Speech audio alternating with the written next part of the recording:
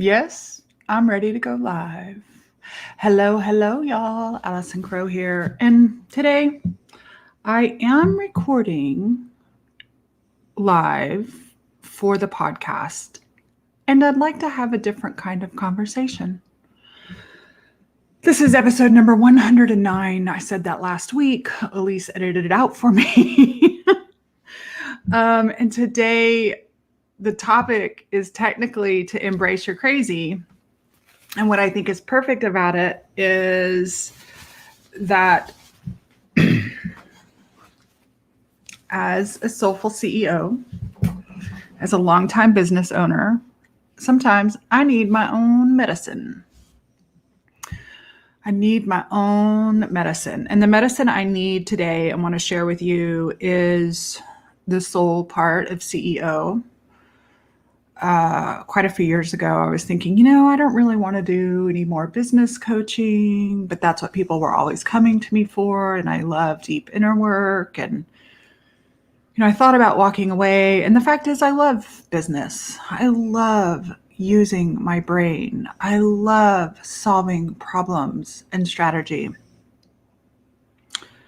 And I'll tell you what, I realized I've been sharing on the deep inner work side with my clients how COVID and the pandemic and politics and any other disruption, the grief that we're feeling of not being able to be together, the uncertainty. And so I know that one of the ways, there's a few ways I respond to uncertainty subconsciously before I'm aware of it. And one of the ways that I respond to uncertainty before I'm aware with it, one is getting pissy and angry. And I do that in politics a lot. I've really worked through some stuff with that for the most part. 92% learn how to chill out. And by feeling my sadness. And the other thing that I do is I get into driving and striving. I get hyper into strategy because it gives me a sense of control. So I want you to think real quick and share with me either live or via Instagram or Facebook if you're listening to the replay of this on the podcast. What do you notice about yourself when you're in uncertainty? What is your go-to mechanisms for giving yourself a sense of certainty? And so I do that with business. And one of the things that's good about it is it's helped me grow my business.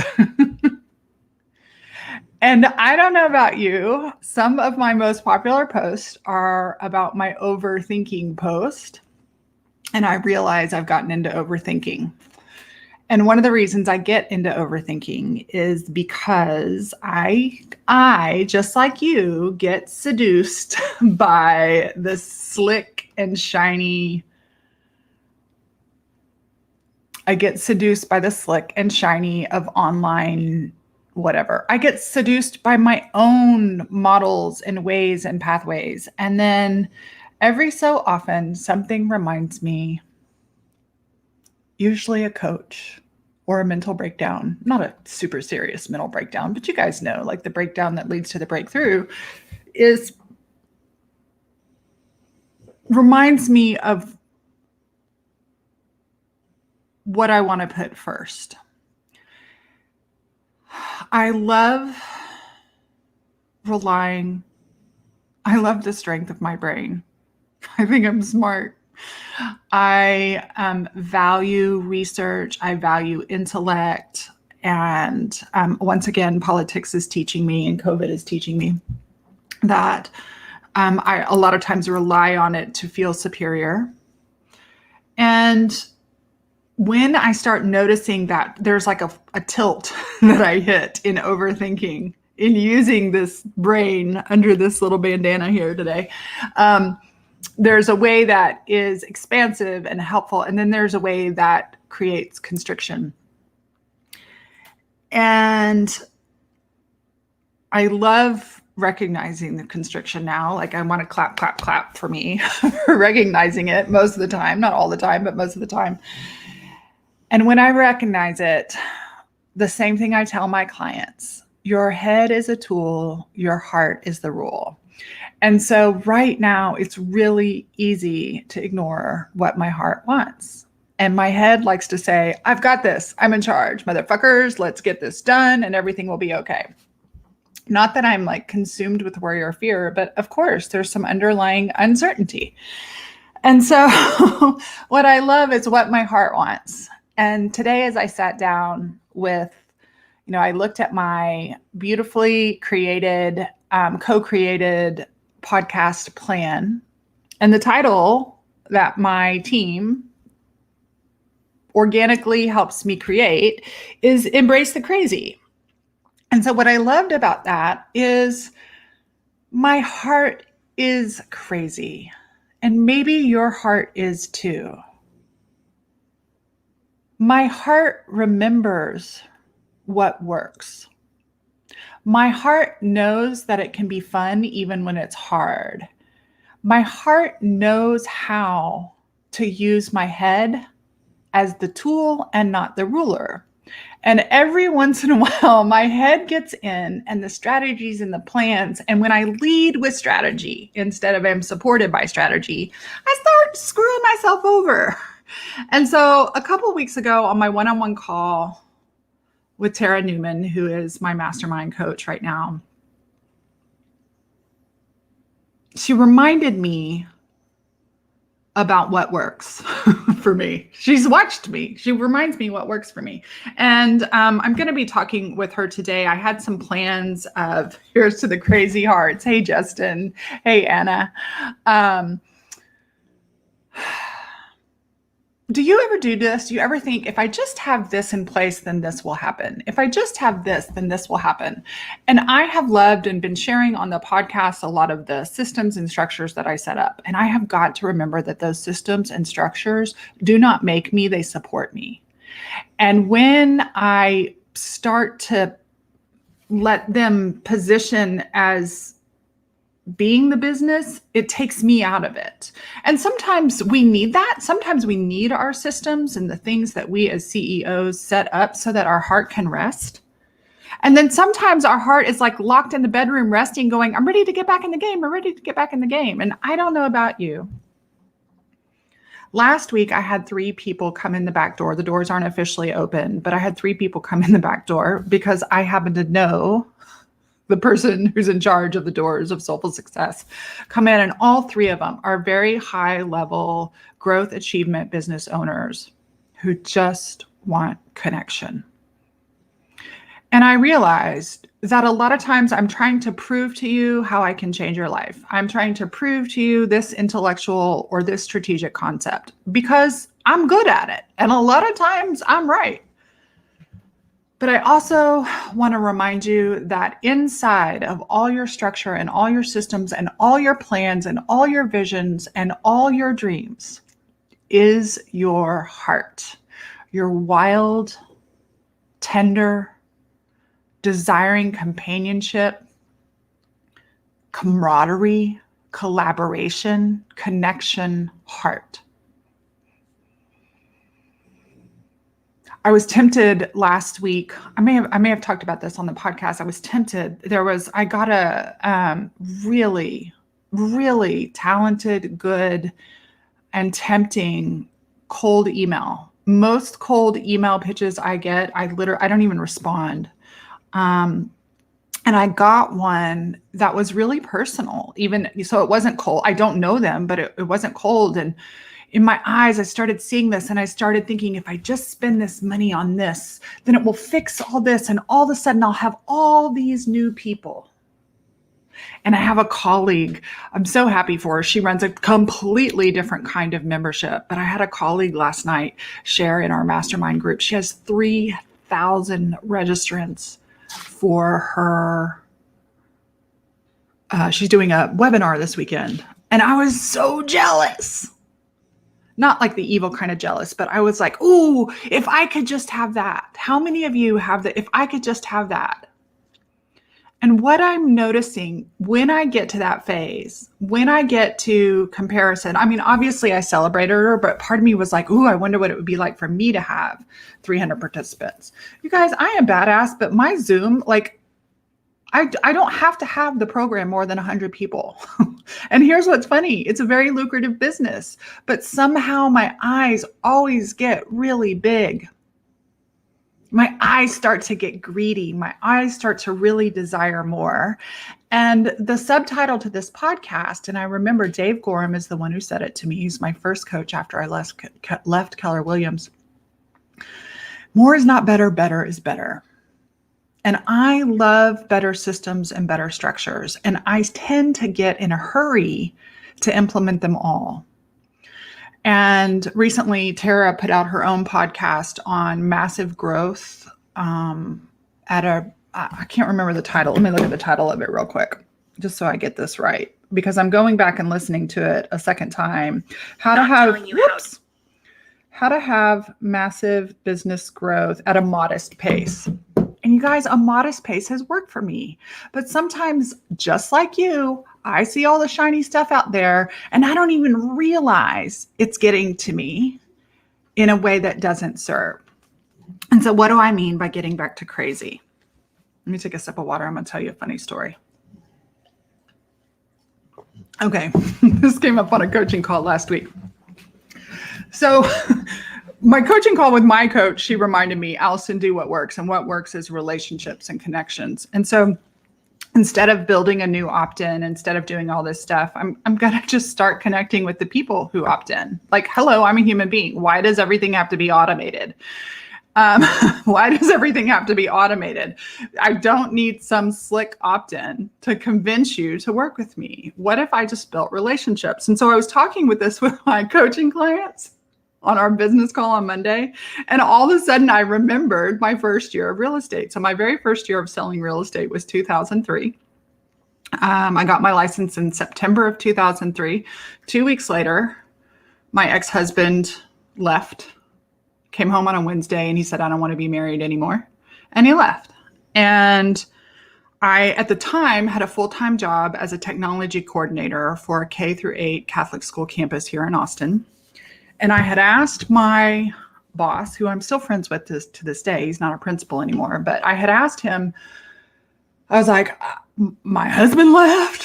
I can't afford to keep my house on my teacher's salary. I got my real estate license and I'm going to leave. And he said, please stay, please stay, please stay. And he was so gracious with me, and we worked out a deal. Since I was technology coordinator, I didn't have students all day, every day. And so I said, I want to be able to go to this class Monday morning and this class Tuesday. And I want to be able to, openly sell real estate. And it worked out really well because it gave me I had the pay of the full-time job in the first 6 months. And so, well, not even 6 months, but from that September to December. So I agreed to stay for the fall semester. And by spring, I had done really well in real estate. And when they don't do it this way anymore, but I first started out my real estate career with Keller Williams, again, in 2003. When I was a brand new agent, there were 99 new agents in my summer new agent class. I worked at a really big office, and things are very different now, but we had this thing called Launch. And Launch was this 2-week immersive where they would have classes in the morning and the afternoon for 2 weeks straight. And they would teach you all the different ways to sell real estate. I think there was one contract class and, one mindset class, and all the rest were the different ways that you can sell real estate. So you can sell real estate by calling expireds. You can sell real estate by having a database and making 100 calls a day. Hi, my name's Allison Crow. Who do you know that's in the market to buy or sell real estate? You can do open houses. You can sit at an open house. I mean, I guess COVID's I can't, but they taught all these ways of doing it. And I don't even remember what I remember doing. You're going to laugh. So mind you, I'm been left by my husband. I feel really rejected. I also lost a lot of weight, the divorce diet. And I had this job. I started selling real estate and I dug right in, just like I talked about at the beginning of this episode. Like I dug my head into using my brain. And so my brain loved, like, I'm going to figure this out. I told my husband when he left, I said, however this works out, I'm keeping the house and the dogs. And the house at the time was not something that I could afford on my teacher salary. And by God, I did it. But I remember they told me the way to sell real estate was this. Well, what I did was, in my grief, I drank a lot and I went to bars and I dated on Match.com and I bought a boat and I went to the lake with my girlfriends. And so literally this is how I built my business.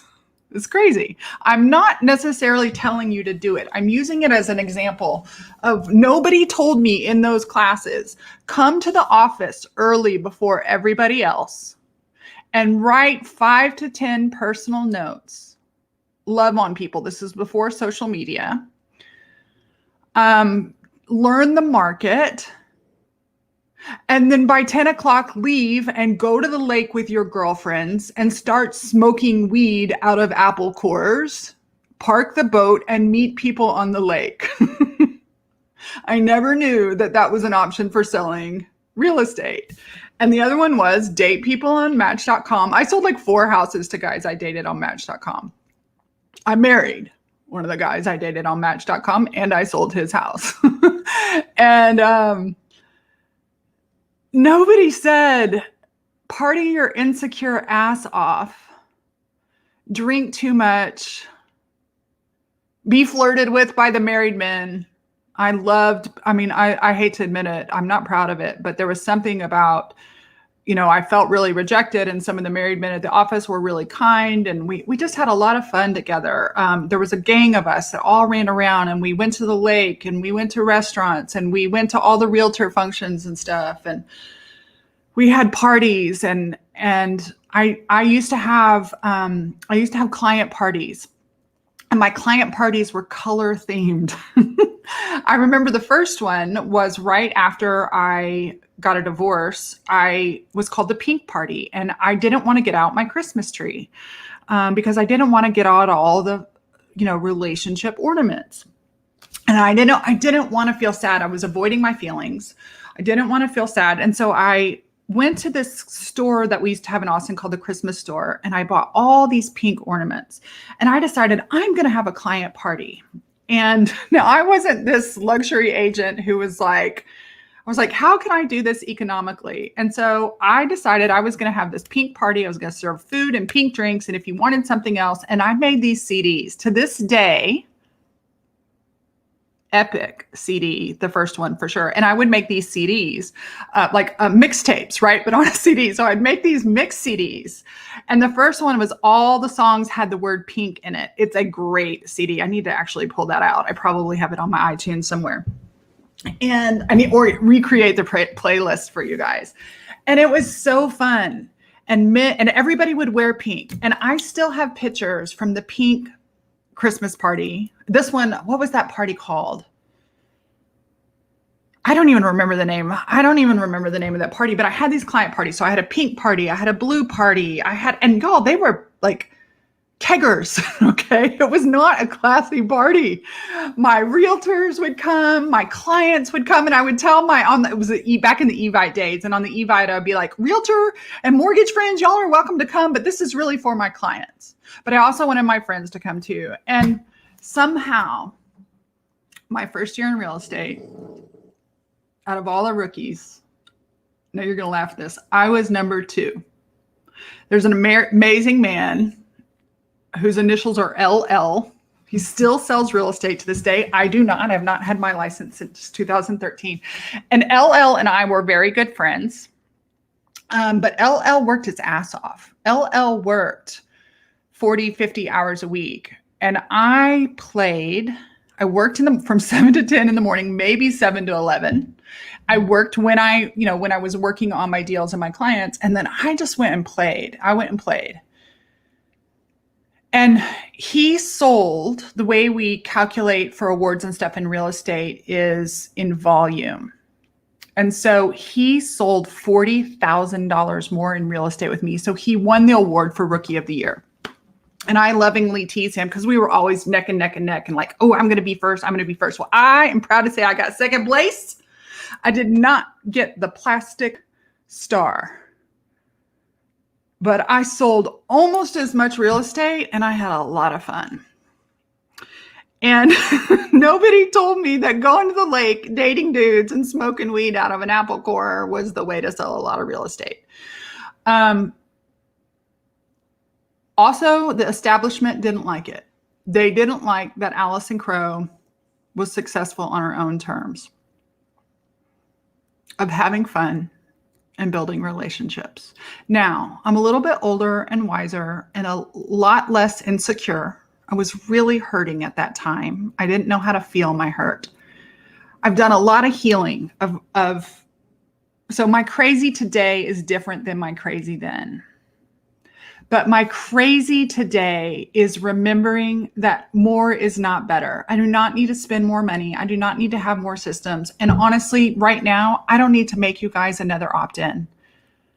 I have all my plans to make this Soulful CEO opt-in. Maybe I was going to do a class. Maybe I was going to write a book. My operations manager is going to come over tomorrow and help me map it out. And I'm sitting here, why am I doing this? Why am I doing this? Because I'm greedy for more instead of loving better. And what I know is that better creates more naturally. And it's funny because I watched one of my clients do this last week. I watched a client of mine. She just hit her 2-year mark. Actually, today is her 2-year. She got her Sully Gold jacket today. And I watched a client of mine asking in public in our group about this copy for her Facebook header. And for like 3 days, the copy was changing and the changing was conversation. And granted, I'm not a copy expert, but I could feel and tell and kind of read her mind because sometimes I can read people's minds. I could tell she had the thought that I get, if I just get this right, people will see me and want to work with me. And so I told her, I was like, your copy's great. Go love on your people. Yeah, but isn't this word better? And this word is more powerful. And this word is more clear. And here's the thing. Every single person you ask for an opinion of, somebody's going to have a different opinion. And while I'm trying to make, literally using the word trying to make you a better opt-in, because I think it's going to bring me more subscribers. How unsexy is that? Now, as a strategist, I do tell my clients to do that stuff. But the fact is, my opt-in right now, I have updated it. So how to feel good, how to feel bad. And there's a whole fucking week of shit. Y'all don't even need that much. What if I just took it off and said my opt-in is, hey, send me an email. Let's connect. Tell me about you. There's an idea, right? That feels really yummy. I have so much free content. I don't need to create something new. Could I? In an ideal world, yes. But you know what it does? It takes me out of relationship with myself and it takes me out of relationship with my people. For now. So what's interesting is I actually left a message of Voxer for my coach and I was like, I'm thinking through this. I didn't tell her I was going to come live and record my podcast, but I'm thinking through this. And I was like, is this resistance, to me sitting down and doing the work? And then all of a sudden, as I'm talking, is this resistance? I'm hearing my inner wise self say, oh, please, Allison, you're overthinking it. I mean, she's sweet, but she's also sarcastic. Just get back to you. Do what you know works. You don't need another thing to be successful. I am successful. It's all working perfectly. More is not better. Better is better. And if it doesn't feel fun to create something for you, that is not the energy that I want to put out there. And so who knows, maybe in September when the weather changes and the cool comes back and it's not 110 degrees and I'm not having to wear my hair in a bandana or a pony and I'm not boob sweating all over the place, it might be more fun. And so if it gets fun, I'll do it. And if it's not fun, I won't do it. Now, don't misinterpret me. Because there are things that I know will be fun that will require some difficult or boring work. But it's so fun, I don't feel the difficulty. I don't feel like dread. And so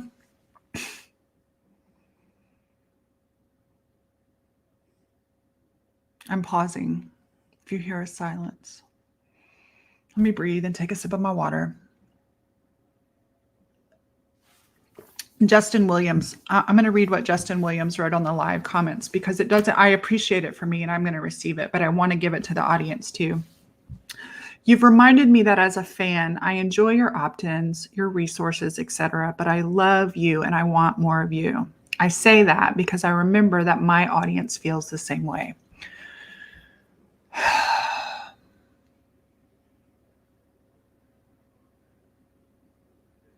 Being in relationship and conversation with me, and me being in relationship and conversation with you is what matters. I obviously, just like you as a business owner, can't be in relationship and conversation with thousands and thousands of people. I am not that kind of influencer. And I don't want to just influence you with my lifestyle. I don't want to, I want to be able to hear what's going on in your world and give you deep life coaching support, soulful support. And then when we're ready, I want to be able to give you a strategic move that gives you results. Justin, this is really good. I'm going to read what he said. It's easy for me to hide behind options, systems, etc. There, you just nailed it for me, Justin. See, this is what happens. Here's what happens. Even though I'm on a live stream, and right now, the way I use StreamYard for live stream, and so it live streams to my Facebook profile, it live streams to my Facebook page, it live streams to YouTube, and it live streams to a couple of my groups. So the comments that I can see, I cannot see comments right now if you're on my personal profile, but if you're on my page like Justin is, I'm pretty sure that's where it is, then I can see your comments. So I can see Justin and Anna's comments right now live. And Justin has just said, it's easy for me to hide behind opt-in systems, etc. I love tools. I love the strategy. But if I'm using the strategy to hide, we have a problem. I have a problem. And it's different from resting. I posted yesterday, we don't need continuous content. We need conscious content.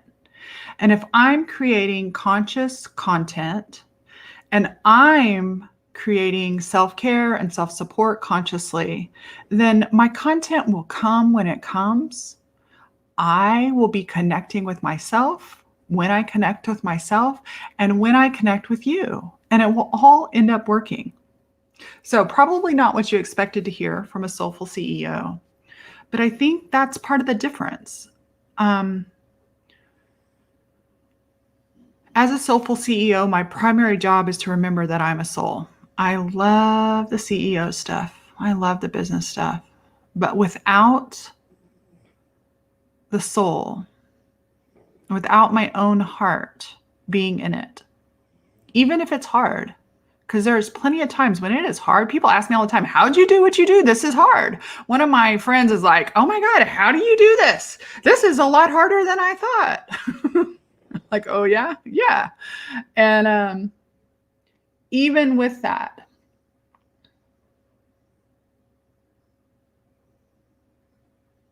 honoring my feel bad, processing my feel bad, resting, and then following my feel good and following my excitement. And what really excites me, and we go back to core values. So I'll leave y'all with this one little exercise as a tool.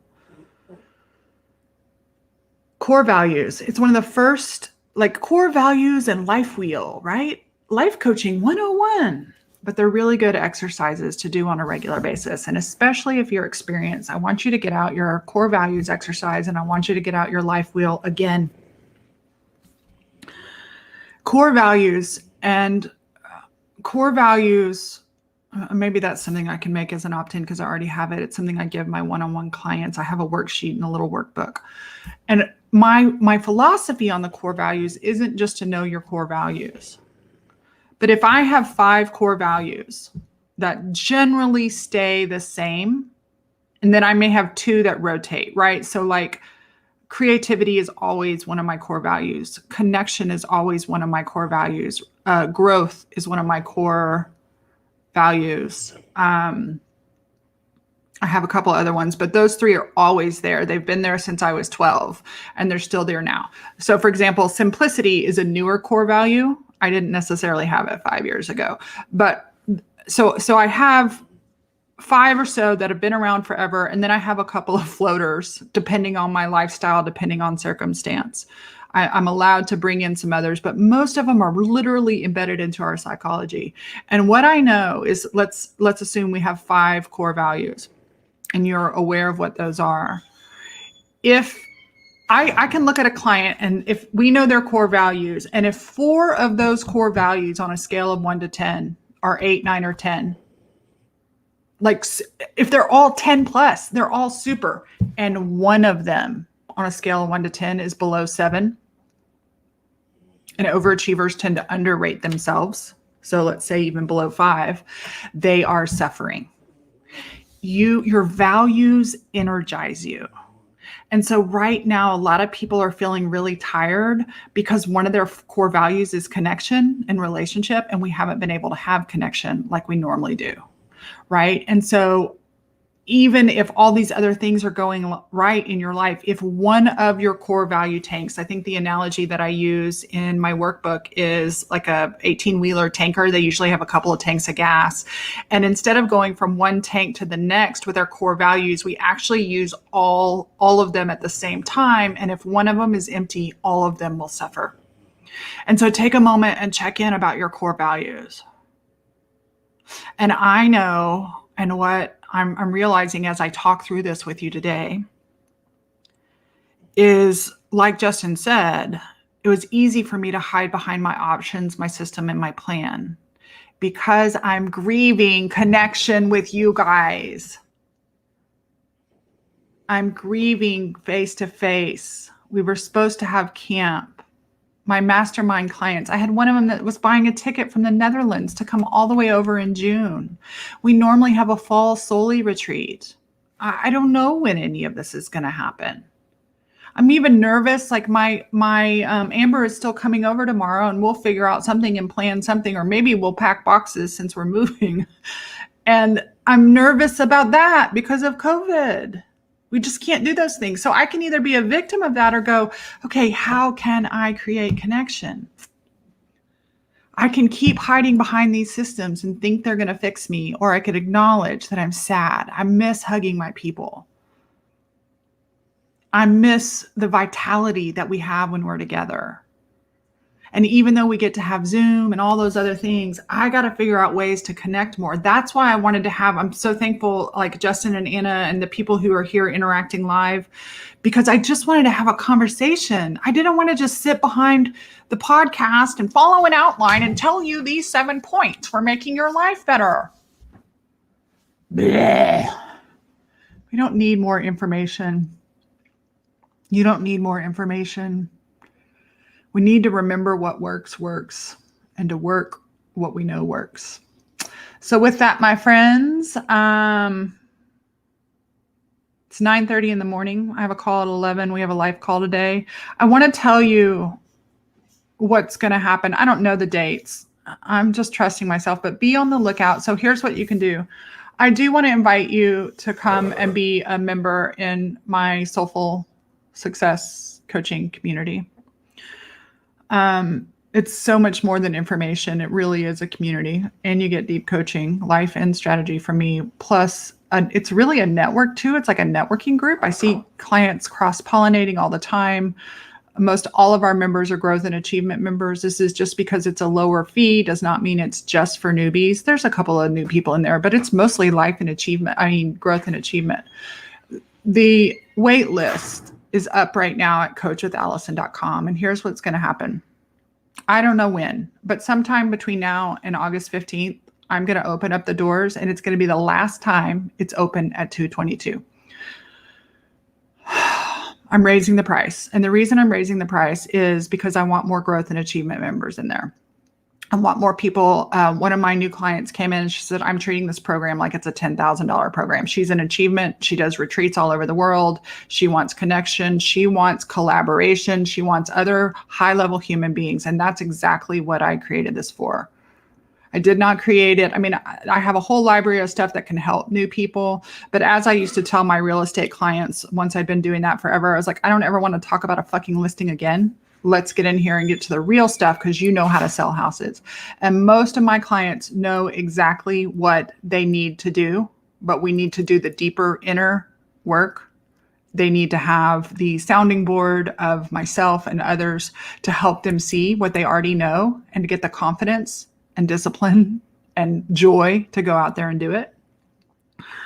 Anna, I know that your country doesn't allow you to connect to Zoom, but we do live stream everything into our Facebook group. If that makes a difference for you, by the way, congratulations on your new podcast.